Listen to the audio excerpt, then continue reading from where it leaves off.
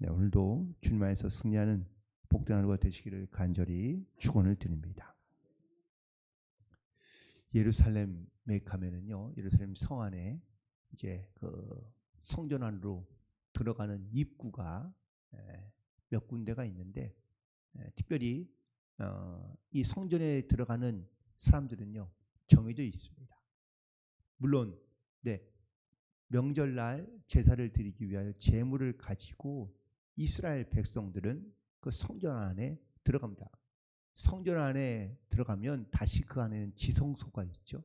그런데 이 지성소 들어가기 전 이 성전으로 들어가는 입구에서부터 사실 막혀서 들어가지 못하는 그런 사람들이 있는데, 이런 사람들이 모여 있는 이 장소를 이방인의 뜰이라 부릅니다.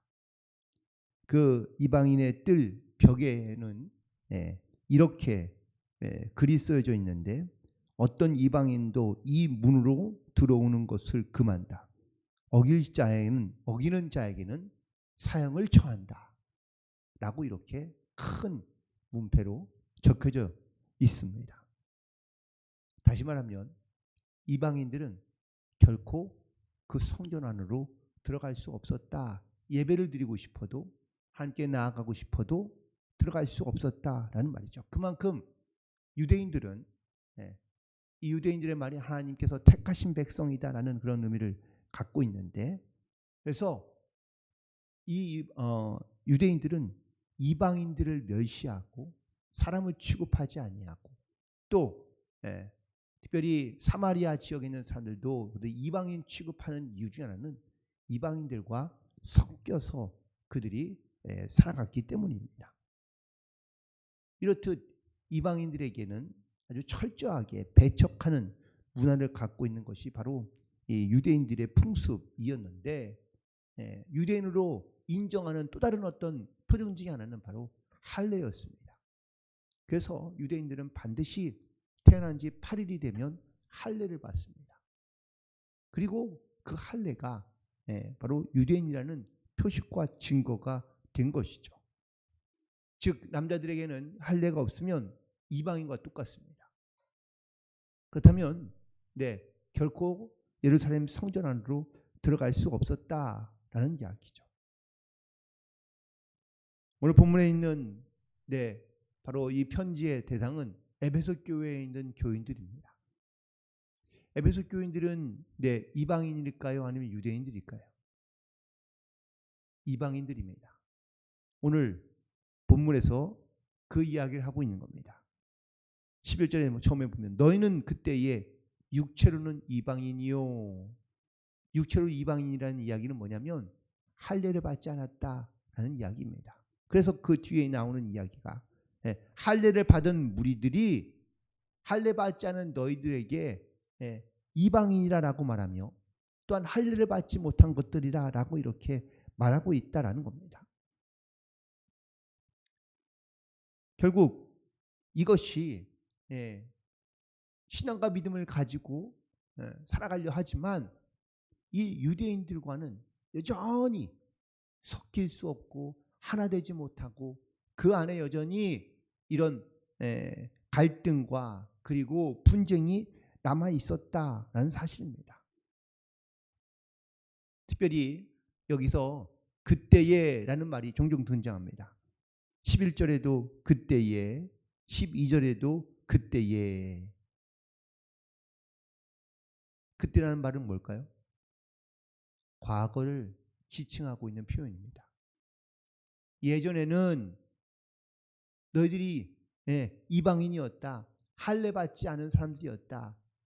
즉 다시 말하면 하나님께 나와 예배드리고 혹은 또 구원받지 못한 그런 상태였다라는 것을 말해주고 있습니다. 가끔 우리는 과거의 내 모습을 물론 자랑하고 싶은 사람도 있지만 또 과거의 내 모습을 잘 드러내지 않으려 하는 사람도 있습니다. 그런데 자기의 과거의 부끄러운 모습까지도 담담하게 자기를 이야기할 수 있는 사람이라면 이런 사람인 거죠. 지금은 괜찮다. 내가 과거에 어떻게 살았든지 상관없다. 지금의 내 모습은 깨끗하고 정결하고 온전하고 그리고 누구에게나 내 모습을 내오는데 부족함이 없기 때문에 그래서 이제는 내 모습을 말할 수 있다. 아니 과거의 모습까지도 나는 말할 수 있다라는 겁니다. 사도 바울이 자기의 부끄러운 과거의 모습을 이야기합니다. 여러분 부끄러운 자기의 감추고 싶었던 모습을 고백할 수 있고 이야기할 수 있는 이 담대함의 이유는 뭔가요? 지금 나는 아무렇지 않다라는 이야기입니다. 그런데 대부분은 자기의 부끄러웠던 과거를 감추고 싶어 합니다. 그걸 말하고 싶지 않아 합니다. 왜냐하면 그것이 스스로 자기에게 올무가 되어서 자기를 더 어렵게 힘들게 만들 수 있기 때문입니다. 하지만 이제는 이 그때라는 과거로부터 시작했던 이 말이 이제는 이로 바뀌는데 13절에 보니까 이제는 이라고 이렇게 이야기를 하고 있죠. 또 그 뒤에도 역시 또 그로 말미암아 이제는 그리고 19절부터도 이제부터는 이렇게 이야기하고 있습니다. 이렇게 과거로부터 자기의 모습이 이제는 완전히 달라졌다, 새로워졌다, 변화되었다라는 이야기를 하고 있는 것이죠. 과거는 할례받지 못한 자였습니다. 이방인이었습니다. 구원받지 못한 자였습니다. 하지만 이제는 외인도 아니요, 나그네도 아니요, 그리고 하나님의 구원받은 자로서 예수님으로부터 멀리 있던 자로부터 이제는 주님과 가까워지고 그리고 성도들이 되고 또한 하나님 나라의 하나의 권속이 되고 동일한 자녀가 되고 신밀이 되어 이제 이방인이 아닌 하나님을 섬기는 자로 이 땅 가운데 살아가게 되었다라는 것을 담대하게 선포하고 있는 것을 보게 됩니다. 그런데 이렇게 하나님과 가까워질 수 있었던 이유가 과연 무엇인가요? 오늘 본문에 있는 말 13절에 보니까 그리스도의 피로 가까워졌다라고 말씀하고 있습니다. 과거에 나의 어떤 부끄러웠던 죄인의 모습, 주님과 멀리 있고 혹은 또 할례받지 못하고 이방인으로 이렇게 살아왔던 내 모습이 주님의 피로 말미암아 이 피를 나를 위해 흘리신 피를 내가 믿음으로 고백하고 시인하고 내가 그리고 난 그것을 믿는 순간부터 그 피로 말미암아 우리가 주님과 가까워지고 멀리 있던 우리의 마음이 또한 우리의 신앙이 주님께로 가까워지는 주님 안으로 들어가는 그래서 주님의 자녀가 되고 하나님의 거룩한 백성이 이 땅 가운데 살아가는 복된 성도들이 되기를 다시 한번 주님의 이름으로 간절히 축원을 드립니다. 사도 바울은 오늘 이 말씀을 또 이렇게 이야기합니다. 14절에 있는 말씀에 보니까 둘을 하나로 만드사 원수된 것 곧 중간에 막힌 담을 자기의 육체로 거셨다라고 말하고 있습니다. 특별히 이 중간에 막힌 담 이거는 예수님의 십자가의 사건과도 매우 연결되어 있는 사건인데요. 예수님이 십자가에 돌아가시던 날 성소 안에 지성소와 성소를 딱 구분하고 있는 성막이 있습니다. 근데 그 성막이 찢어진 겁니다.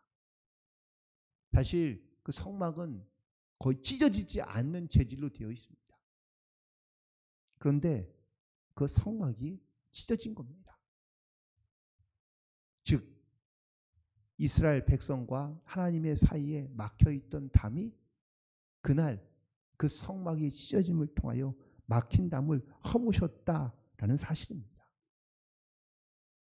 그래서 우리가 하나님의 자녀가 되는 권세를 입어 우리가 하나님의 하나님께 가까이 나아갈 수 있는, 그래서 하나님의 은혜 가운데 살아갈 수 있는 이러한 영적인 새로운 피조물로 이 땅 가운데 살아갈 수 있게 되었다라는 사실을 선포하고 증거하고 있는 겁니다. 하나님과 하나 되기 위하여, 또한 화목하게 하기 위하여 그 화평에 하나님 예수님께서 이 땅 가운데 오셔서 자기를 희생하심으로 우리를 하나님과 하나 되게 하셨다라는 것을 말씀하고 있습니다. 18절에 있는 말씀 보니까 그로 말미암아 우리 둘이 한 성령 안에서 아버지께 나아감을 얻게 하려 하심이다. 얻게 되었다라고 말하고 있습니다. 오늘 이 예수님의 십자가의 사건으로 말미암아 우리 가운데 나타난 놀라운 영적인 변화 중에 하나는 바로 하나됨입니다. 둘이었던 존재들이 하나가 된. 사실 여기는 지금 이방인과 유대인들이 섞여 있습니다. 그런데 섞여 있는데 물과 기름처럼 섞이지 않고 있는 거예요. 하나가 되지 못하고 있는 겁니다. 유대인과 이방인을 하나로 섞을 수 있는 유일한 방법은 바로 예수 그리스도의 피밖에 없다라는 것을 고백하고 있고 증거하고 있는 겁니다. 우리도 각자 어떤 이름도 다르고 성격도 다르고 또한 삶의 모습도 다르지만 우리도 모두 예수 그리스도의 피로 말미암아 한 형제이며 한 가족이 되는 이 하나됨을 가지고 살아가는 성도들인 줄로 믿습니다. 주님 안에서 한 형제가 되고 또한 함께 연결되어 주님께 늘 기쁨으로 감사함으로 나아갈 수 있는 그런 아름다운 성숙한 믿음의 공동체가 되기를 간절히 소망합니다. 두 번째는 바로 새롭게 되었다라는 사실입니다. 우리가 주님 안에서 하나가 되고 그리고 주님 안에서 우리가 새롭게 된 이 새롭게 된 피조물이 되었음을 우리가 주님께 우리 가운데 말씀하고 있는 겁니다. 우리가 하나님의 자녀로서 이 땅 가운데 살아가려 할 때 내가 과거에 했던 내 모습을 다 내어버리고 그리고 완전히 새로워진 모습으로 새로운 생명을 가지고 살아가는 성도의 삶을 살아갈 수 있어야 될 줄로 믿습니다. 과거의 모습을 버리되 그것을 부끄러워하거나 그것을 수치스럽게 여기지 말고 오히려 그 자기의 부끄러웠던 과거를 담담하게 드러낼 수 있는 그런 영적인 담대함과 영적인 자신감이 우리 가운데 반드시 있어야 될 줄로 믿습니다. 부끄럽다고 감추거나 드러내지 않는 것이 아니라 오히려 이것을 내 하나님을 만나기 전, 주님을 알기 전 내 모습이었다면 지금 내가 예수님을 만나고 난 다음에 그리고 지금 이제는 내가 전혀 새로운 삶을 살고 있다는 이 확신과 믿음의 고백이 과거의 모습을 부끄러워하는 것이 아니라 오히려 과거를 드러내고 나타내며 고백할 때 지금 나에게 역사하시고 또한 새롭게 된 새로운 완전히 피조물이 된 지금의 내 모습이 훨씬 더 하나님의 은혜임을 우리가 믿음으로 선포할 수 있기 때문입니다. 따라서 새롭게 된 이 믿음의 고백을 가지고 담대히 승리하며 살아가는 성도들 되시기를 간절히 축원을 드립니다. 그리고 마지막으로 성숙한 공동체의 모습에는 바로 서로 함께 지어져 가야 한다라는 사실입니다. 22절에 있는 말씀 가운데 성령이 우리 가운데 계시면 그리스도 예수 안에서 함께 지어져 간다라는 말입니다. 여러분, 내가 새롭게 되었다고 완성되었다는 뜻은 아닙니다. 완전하다고 온전하다는 뜻도 아닙니다. 그래서 이렇게 새롭게 된 주님의 하나님의 백성들이 함께 모여서 함께 연결되어서 우리가 함께 지어져 가야 한다라는 겁니다. 서로가 서로의 연약함과 서로의 부족함을 서로가 이렇게 도와주고 또한 함께 협력하여 그래서 화평과 화목함을 이루어갈 수 있는 성숙한 공동체를 함께 만들어가는 것. 우리가 마치 주님의 성령 안에 한 성전이 되어서 서로 연결되어 그리고 하나님의 나라를 이루어가는 거룩한 백성들로서 우리가 함께 지어져가는 이 믿음의 고백과 또한 믿음의 결단 가운데 살아갈 수 있는 그런 복된 하루, 승리하는 하루가 되시기를 주님의 이름으로 간절히 축원을 드립니다. 기도하시겠습니다. 하나님